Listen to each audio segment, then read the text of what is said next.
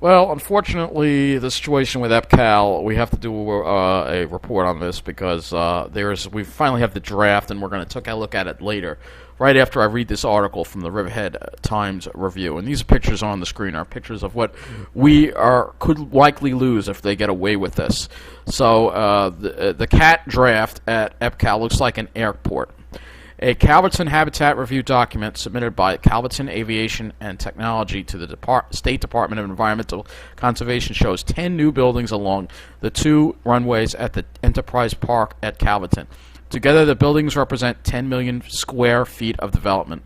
The 19-page document was acquired by former Riverhead Councilwoman Barbara Blass, who has been critical of the EPCAL development process through a Freedom of Information Act request. It was then given to Denise Silvetti and published Tuesday at riverheadlocal.com. Based on what they submitted to the DEC, it looks like an airport, said Riverhead Supervisor Laura Jens Smith. I'm not sure if that's their full build-out or if that's what they intend to build. I'm not sure what any of this is. She said the town has asked Calverton Aviation and Technology to appear before the town board at a work session to further explain its intentions. Both the DEC and C.A.T. say those drawings are only a draft and that there has been no formal applications that have either been filed by either entity. A spokesperson for C.A.T, a joint venture between 555 Group, which owns 75% of the company, and Illuminati Aerospace, said the company has no plans for a passenger airport. In addition, the 3 Republicans on the town board who voted last November to approve C.A.T's qualified and eligible sponsor status say this doesn't change their view of the project and they still support it.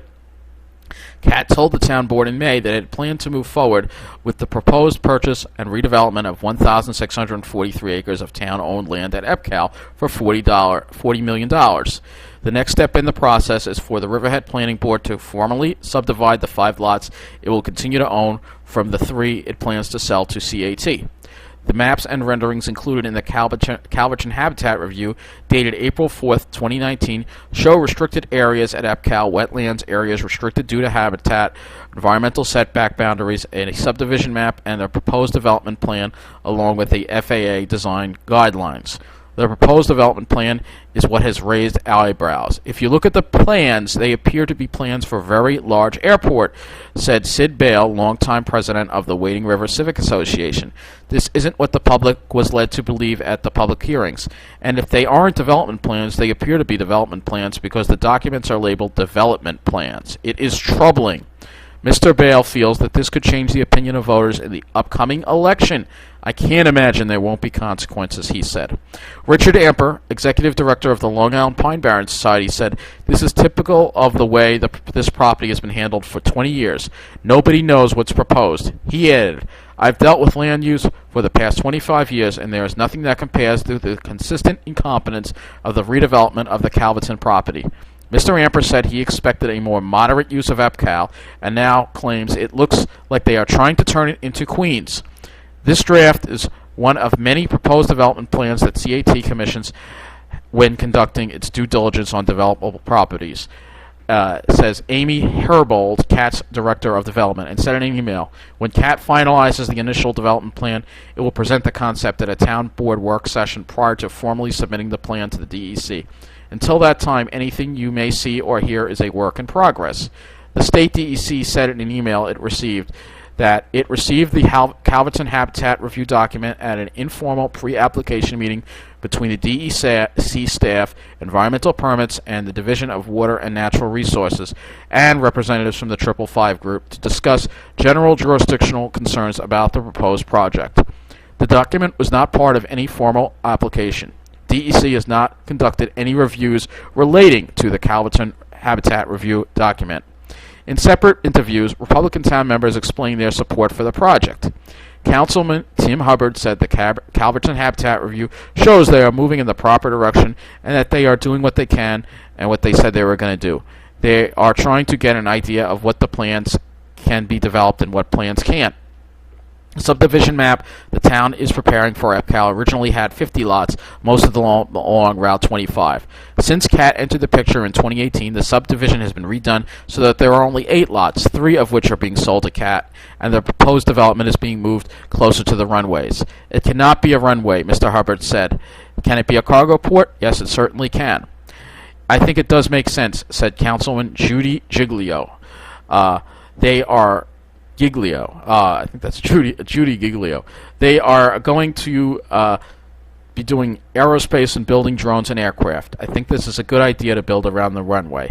Both Mr. Hubbard and Ms. Giglio said the measures, Giglio, I'm sorry if I can't pronounce her name properly, said measures will be taken by the DEC to protect wildlife habitats. I've been pushing this pretty steady since day one, said Councilman Jim Wooten. I want this property sold and I want it in private hands. He said it's way too early to start criticizing the plans when no formal development plans have been formally submitted yet. Find out what they want to do and then we can scrutinize it and tweak it, Mr. Wooten said. Our analysis and development proposals will conform to the obligations provided in the purchase agreement and prescribed by zoning and adopted findings, all of which prohibit commercial airport uses. Councilwoman Catherine Kent said it looks like their intent is to build a cargo airport in Calverton. The size and scope of the project looks massive, she added. From the beginning, we don't know enough about their plans, she said. Why others on the board didn't share their same misgivings is beyond explanation to me. Shortly after the town's 3-2 party line vote to declare C.A.T qualified and eligible in November 2018, C.A.T issued a press release saying the site is zoned to accommodate 9.8 million square feet of development. It continued, over the next decade, C.A.T intends to leverage several billions of dollars of private investment to transform the significant asset into a world-class aerospace technology, innovation, and a high-tech manufacturing hub.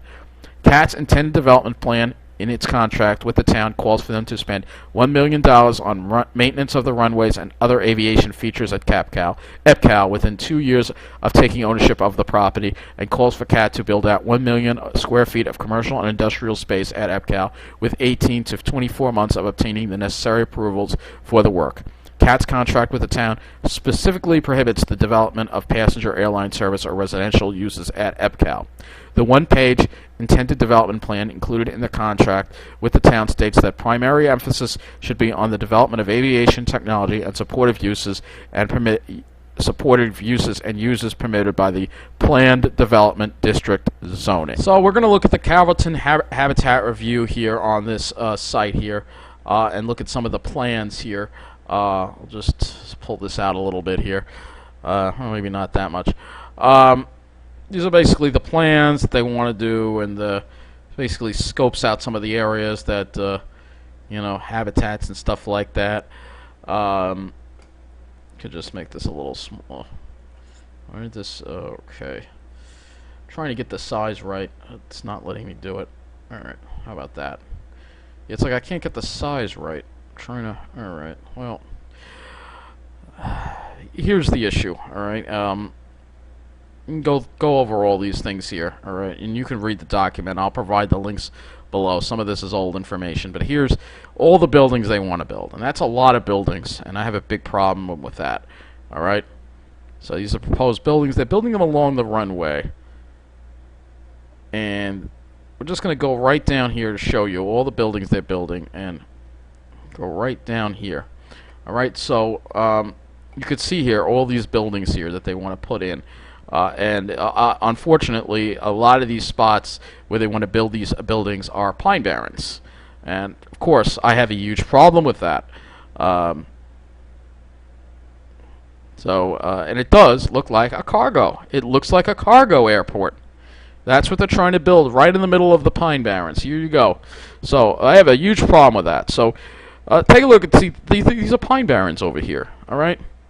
These are all pine barrens. They want to knock all this you see over here, most of this is going to be knocked down, alright? And then some of it on this side, too, will be knocked down. This is completely unacceptable. This is not compatible with the pine barrens. And the state DEC needs to deep six this project. Once they see the plans and they see this kind of thing, no, you can't have this. This is not compatible with. First of all, I don't think this sale should even go through at this point. I think that it shouldn't be in private hands. I disagree with the Republicans. These people call themselves conservative, and they are against the conservation of the environment. No, this should be turned into a park. All right, this should be completely a park. All right. And with the development that is being proposed for this site is way inappropriate for this site, completely inappropriate. And people in Riverhead need to speak up. Remember, on election day, I would say vote those Republicans out of the town board because, and this is coming from somebody who is a registered Republican, but obviously these people don't care about the planet. They don't care about conservation. They only care about profits. And we can't lose any more trees. All right. Any plan that calls for the bulldozing of pine barrens and trees needs to be a plan that's dead on arrival. That's the way I feel. So the town of Riverhead, once again, this is obviously folks who live in the town of Riverhead need to keep an eye on the problems here. All right. These are the problems. Judy Giglio, this lady right here. This lady obviously supports this project, all right, and she needs to be voted out, all right, because she doesn't care about, she claims she cares about the environment and yet wants to sell this land to a developer. And I believe it's this one as well. So this is a big problem, all right. You can't have people that are going to be supporting the destruction of the environment in the government. We just can't have that, you know. And the plan that was proposed that we just looked over is going to destroy a lot of beautiful areas here on the site that we just can't have when we have such a big problem with habitat loss already on Long Island. And we thought things were looking a little better, but unfortunately the corruption is out there for everybody to see. Again, I'm going to draw for you here what areas need to be left alone. What areas must be untouched at EPCAL, all right? We're going to focus on the area east of this line, or east of this line. So, obviously, why isn't this drawing? All right, here we go. I do apologize for that. Computer problems again. So it's obvious that this area here needs to be preserved. I'm drawing the line right here.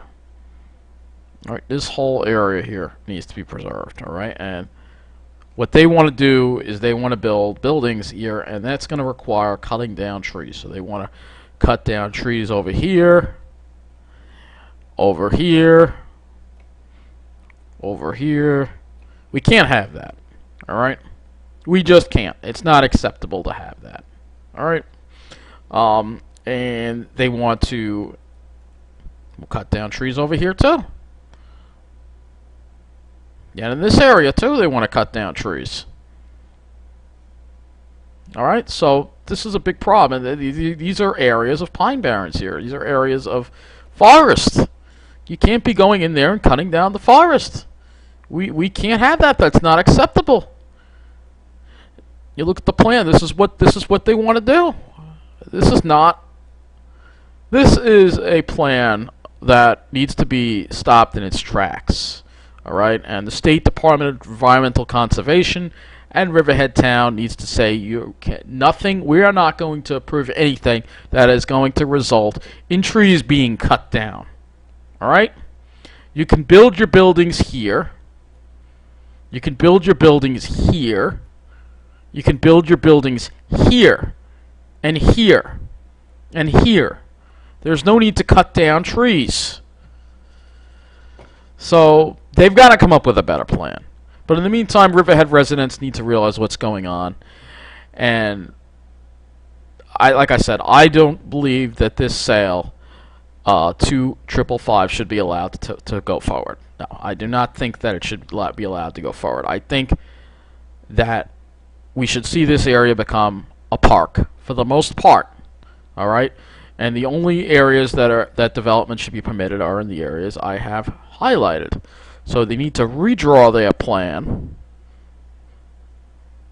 and you could put the development in this area and in this area too.